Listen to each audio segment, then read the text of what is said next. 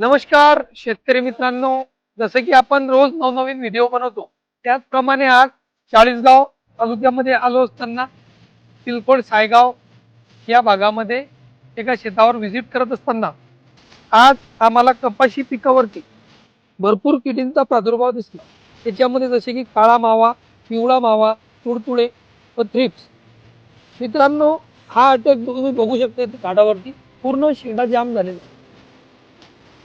तर याकरता जसे की जेव्हा जेव्हा मल्टिपल सकिंग पेस्टचा अटॅक येतो, हा का बरं येतो? कारण की सध्या जे आहे, सध्या उन्हाचं प्रमाण एकदम कमी आहे, ढगाळ वातावरण व भिरभूर भुरभूर पडणारा पाऊस, त्याच्यामुळे पिकावरती जो किडींचा प्रादुर्भाव आहे तो जास्त प्रमाणात होतो।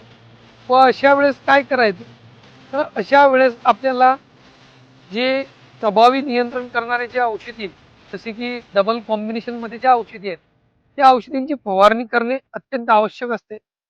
तर कपाशी पिकावरील काळा मावा, पिवळा मावा, तुडतुडे व थ्रिप्स यांच्या उत्कृष्ट नियंत्रणासाठी तुम्ही मार्केटमध्ये अवेलेबल असलेले जे औषध आहे मित्रांनो, त्या औषधांपैकी एक इमिडा फिप्रोनिल 40% फ्लुएन्स या नावाने मार्केटमध्ये राहतं। हे औषध घेऊ शकता, 10 ग्रॅम प्रतिपंप घेऊन त्याची फवारणी करू शकता।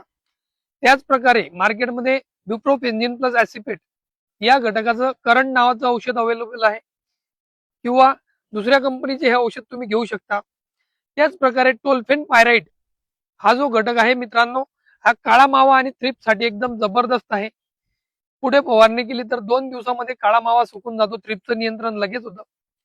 एकदम जबरदस्त असं औषध आहे, याचं 400 मिली एकरी तुम्ही फवारणी घेऊ शकता। टोलर या नावाने मार्केटमध्ये हे अवेलेबल आहे। तर मित्रांनो, अशाच नवनवीन व विविध प्रकारचे व्हिडिओ, विविध प्रकारच्या किडींचे नियंत्रण कशा प्रकारे करायचे व नवीन नवीन औषधं मी तुमच्याकडे व्हिडिओच्या माध्यमाने घेऊनच येतो व नवनवीन पिकांवरील माहिती घेऊन येतो। त्याकरता तुम्ही माझ्या चॅनलला फॉलो आणि सबस्क्राईब नक्की करा। धन्यवाद।